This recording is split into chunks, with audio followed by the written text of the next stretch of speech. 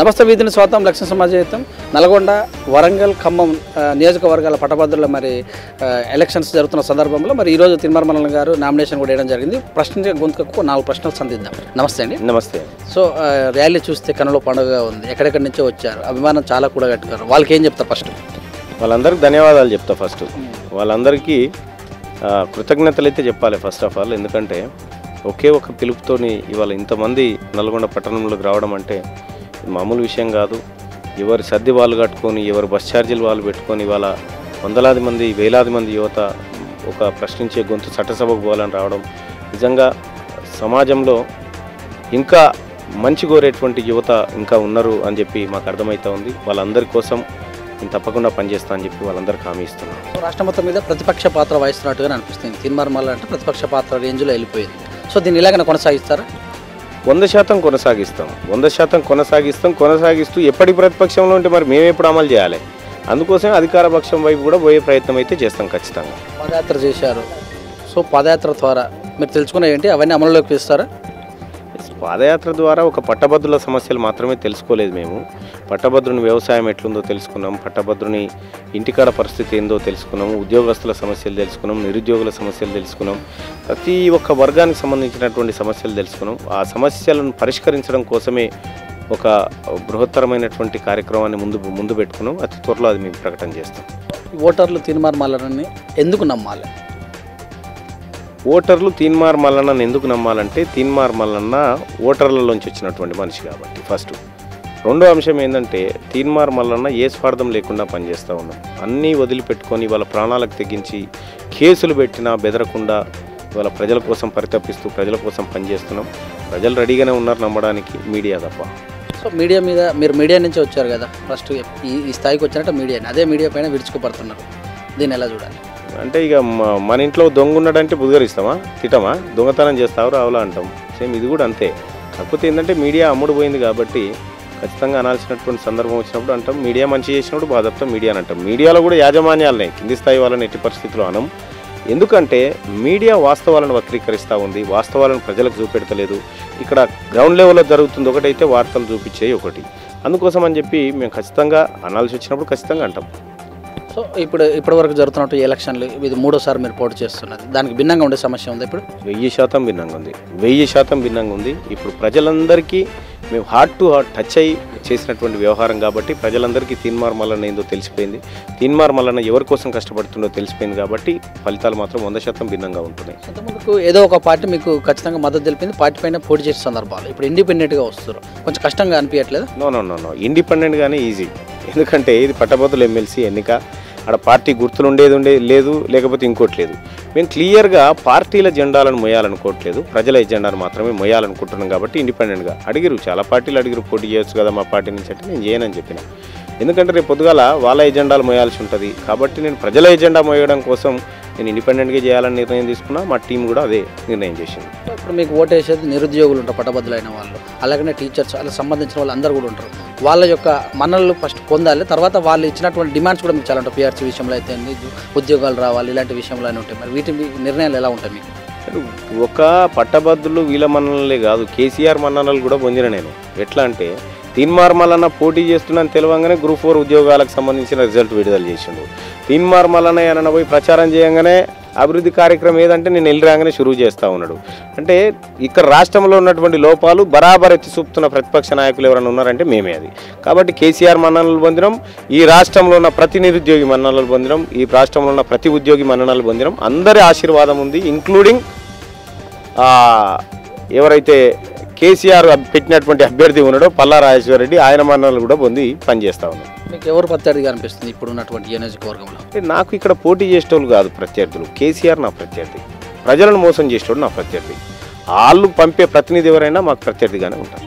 So ఇప్పుడు వాటి వల్ల అందరూ కూడా ఉద్యమంలో పాలు పంచుకున్న వాళ్ళే దాదాపు కూడా అందరూ అలాగనే అనిపిస్తుంది. మరి ఓట్లు చీలి ప్రభుత్వానికి లాభం చేసే అవకాశం ఉందేమో? ఇది పొరపాటు ముచ్చట. ఇందులో ఓట్లు చీలడం అనేది ఉండదు. ఎందుకనంటే ఇప్పుడు నాకంటే పల్లా రాజేశ్వర రెడ్డి కంటే ఒక ఓటు నాకు ఎక్కువ వస్తే నేను గెలిచినట్టు కాదు కదా. పోలైన ఓట్లలో 50% ఓట్లు ప్లస్ ఒక ఓటు రావాలి, వస్తే గెలిచినట్టు. 50% ఓట్లు వచ్చే సోయినదా ఇప్పుడు టీఆర్ఎస్ పార్టీకి? 5% అన్న వస్తాయా పోని? అసలు టీఆర్ఎస్ పార్టీ పోయితే దండుగా.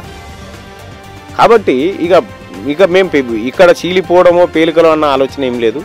ఎవరైనా పోటీ చేయొచ్చు. ఇది మేము ఆహ్వానిస్తున్నాం. ఇంకో 100 మంది కూడా పోటీ చేయాలని కోరుకుంటున్నాం. సోషల్ మీడియా పైన ప్రభుత్వం కఠినంగానే వ్యవహరించే అవకాశం ఉంది. దీని మీద ఎలా మాట్లాడతారు? మేము కఠినంగానే ఉంటాం. వాళ్ళు కఠినంగా ఉంటే మేము కఠినంగానే ఉంటాం. మేము ఊకోం కదా. కేసీఆర్కు 10 ఛానళ్ళు ఉండొచ్చు, మాకు 10 లక్షల ఛానళ్ళు ఉన్నాయి సోషల్ మీడియాలో. కాబట్టి వాళ్ళు కఠినంగా ఉంటే మేము ఇంకా కఠినంగా ఉంటాం. వాళ్ళు ఈటితో కొడితే మేము పత్తర్తో కొడతాం.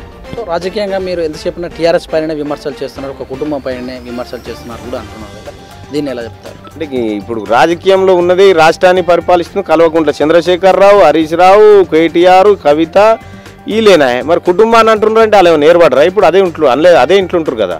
కాబట్టి నేనేమంటున్నా, ఇది కుటుంబ పాలన కాబట్టి కుటుంబాన్ని అంటాం, లేకపోతే వేరే పాలన ఉన్నప్పుడు వేరే పాలన అంటాం. కానీ కుటుంబ పార్టీ కాబట్టి ఖచ్చితంగా ఇప్పుడు ఒక కేసీఆర్నే అంటారంటే మరి రాజశేఖర్ రెడ్డి ఉన్నప్పుడు రాజశేఖర్ రెడ్డిని అన్నాం, రోషే ఉన్నప్పుడు రోషేనే అన్నాం, కిరణ్ కుమార్ రెడ్డి ఉన్నప్పుడు కిరణ్ కుమార్ రెడ్డిని అన్నప్పుడు ఇప్పుడు రేపు పొద్దుగల ఏది కేటీ రామారావు కారుణ్య నియామకం కింద ముఖ్యమంత్రి అయితే ఆయనను కూడా అంటాం. నేనేమంటున్నా, ముఖ్యమంత్రి స్థానంలో ఎవరు ఉంటే వాళ్ళనే అంటాం తప్ప వేరే టోళ్ళని ఎందుకు అంటామండి? తోలబోయేటోళ్ళని అంటే ఊకుంటారండి. పాలకుడు ఎవరు, ప్రమాణం చేసిన ఆయన ఎవరు, వాగ్దానాలు చేసిన ఆయన వాళ్ళని అడుగుతాం కానీ ఇస్తానని అడుగుతాం కానీ ఇది ఈయనన్ను ఎట్లా అడుగుతామండి? వ్యక్తిగతంగా పేర్లు కూడా మార్చారు. తైతక్క అని, డ్రామారావు అని, చాలా కూడా అంటే వ్యక్తిగతంగా దూషిస్తున్నందుకు జర్నలిజం పైన కొంతమంది కామెంట్ కూడా చేస్తారు. ఇదేం జర్నలిజం అంటారు, దీని మీద ఎట్లా? వాళ్ళకు జర్నలిజం విలువలు తెలిసి అసలు జర్నలిజం అంటే ఏందో ఫస్ట్ వాళ్ళని అడుగు. జర్నలిజం అంటే ఏందో తెలుగు. నువ్వు ఈడ టీవీ ఛానల్ చూడు, రోజు పొద్దుగాల హైదరాబాద్ నుంచి ఢిల్లీకి బయలుదేరిన కేసీఆర్ అని బ్రేకింగ్ న్యూస్ వస్తుందండి.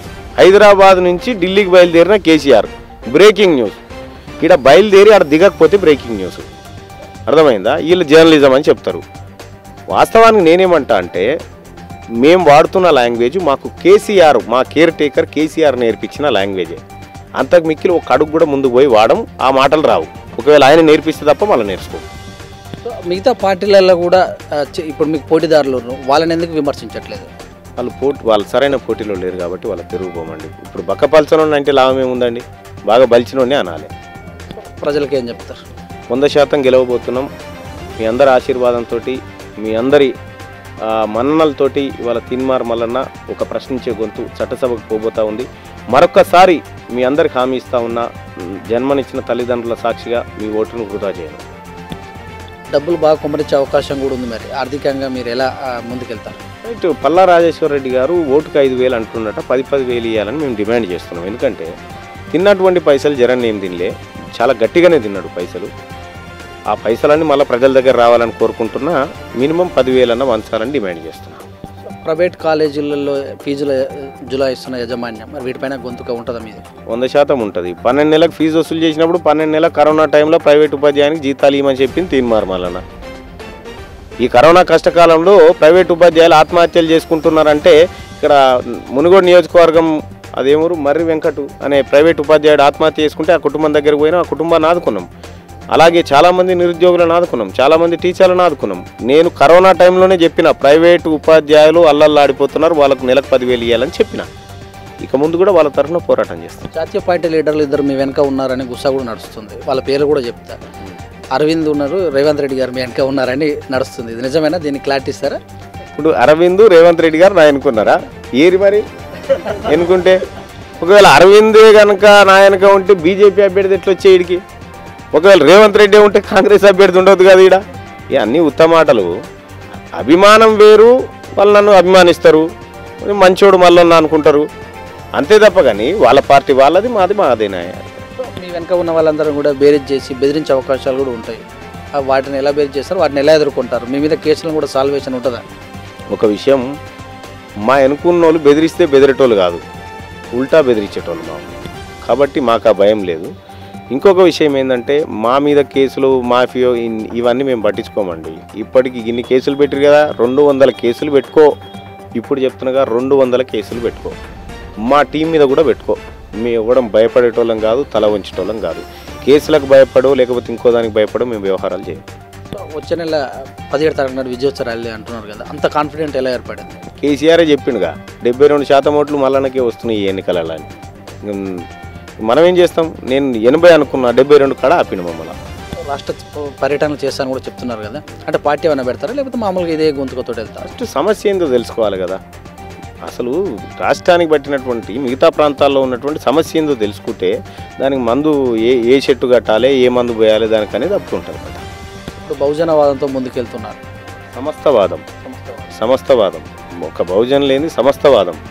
ఈ రాష్ట్రంలో ఉన్న సంపద ప్రతి పేదవాడు, పేదరికం ఏ కులంలో ఉన్నా సరే దాన్ని అంతం చేయాల్సిందే, పేదవాళ్ళని ఆదుకోవాల్సిందే. Thank you. ఇద్దరు మరి తిన్వార్ మల్లన్న గారు చెప్పినటువంటి విషయాలు చూస్తూనే ఉండండి. విత్ న్యూస్, లక్ష్మణ్ సమాజ్ యుద్ధం. కెమెరామెన్ మహేష్తో మీ సూరజ్ దండు.